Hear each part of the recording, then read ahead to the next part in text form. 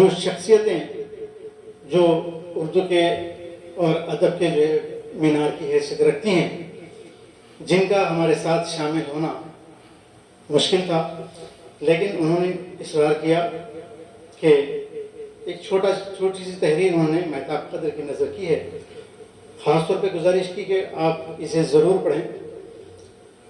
تو لیجیے آپ کی خدمت میں پیش کرتا ہوں، پھر آپ کی زحمتیں تمام، پھر ہم مشاعرے کی طرف رواں ہوں گے۔ سعودی عرب میں اردو زبان و ادب کی ترویج و اشاعت کے 50 سال، مہتاب قدر کی ادبی و تہذیبی خدمات کا اعتراف۔ سعودی عرب کی سرزمین پر اردو زبان و ادب کی آبیاری آدھی صدی پر محیط ایک ایسا سفر ہے جس میں محنت، محبت، تہذیب، روایت اور تخلیقی جذبے کی مسلسل روشنی شامل ہے۔ مشرق وسطیٰ میں اس وسعت پذیر دھرتی نے بر صغیر سے آنے والے اہل قلم کے خوابوں کو پناہ دی، ان کے فن کو آب و تاب بخشا اور اردو ادب کی شمع کو ہمیشہ فروزاں رکھا۔ انہی چراغ برداروں میں ایک نمایاں اور معتبر نام جناب مہتاب قدر کا ہے، ایک ایسا نام جو 50 سالہ سفر کے باوجود آج بھی تازہ، زندہ، روشن اور حرارت جام میں ڈوبا ہوا محسوس ہوتا ہے۔ مہتاب قدر کی پیدائش اس شہر میں ہوئی جہاں قلی قطب شاہ نے اردو کو پہلی بار سخن کی شاہی عطا کی۔ حیدرآباد دکن کی شعری فضا، تہذیبی لطافت اور زبان کی موسیقیت بچپن سے ہی ان کے دل میں رستی چلی گئی۔ نام تو سید سرفراز تھا، مگر جب قدرت نے انہیں سخن کا جوہر بخشا اور ان کی تحریر و تقریر نے اہل ذوق کے دل روشن کیے تو وہ واقعی ادب کے مہتاب ٹھہرے۔ یوں مہتاب قدر ان کا قلمی نام ہوا اور پھر ان کی پہچان، ان کا وقار اور ان کی شناخت بھی۔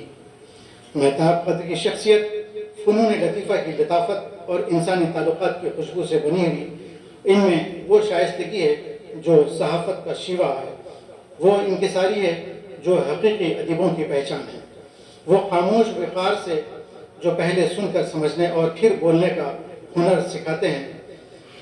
دوستوں اور شاگردوں، ہم سفر ادیبوں نے ان کے حسن اخلاق اور فن کے احترام کو کتاب سنگ تراشے میں جس محبت سے قلم بند کیا ہے، وہ اس بات کا ثبوت ہے کہ مہتاب قدر صرف ایک شاعر نہیں، ایک سلسلہ، ایک روایت اور ایک تہذیبی روشنی ہے۔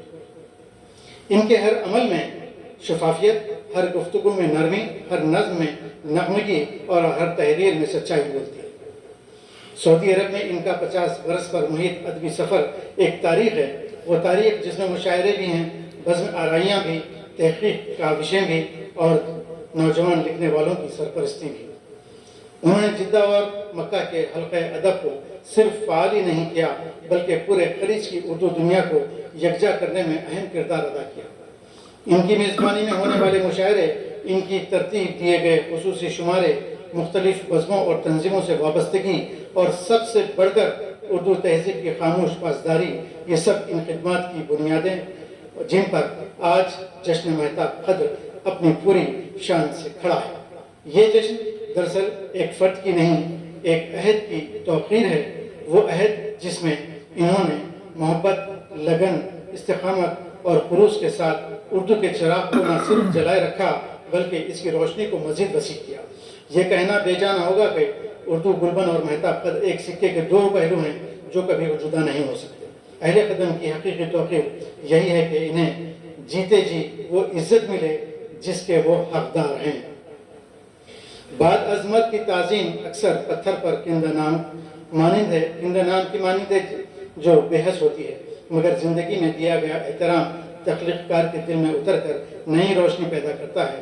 ادب آفرینوں کا حق ہے کہ وہ دیکھیں، ان کے لفظ نے کسی دل کو بدل دیا، کسی سوچ میں چراغ روشنی کیے اور کسی قاری کے اندر نئی صبح پیدا کی۔ اس کی خدمات کا اعتراف دراصل دنیا بھر میں اردو کی وسعت کا اعتراف ہے۔